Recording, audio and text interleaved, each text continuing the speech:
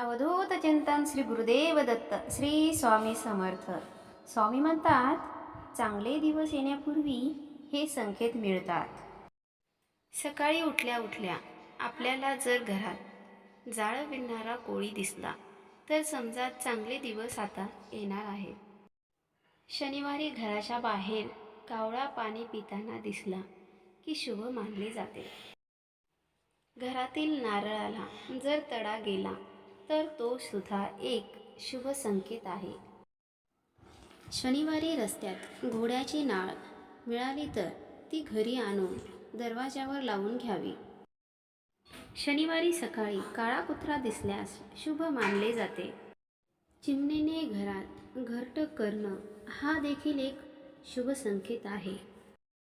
काळ्या मुंग्या आपल्या घरात दिसणे, जर स्वप्नामध्ये झाडू, घुबड, बासरी, हत्ती, मुंगूस, शंख, नाग, गुलाब, तारे दिसले तर समजून जा की माता लक्ष्मी तुमच्यावर खूप आनंदी आहे आणि लवकरच तुम्हाला खूप मोठा धनलाभ होणार आहे.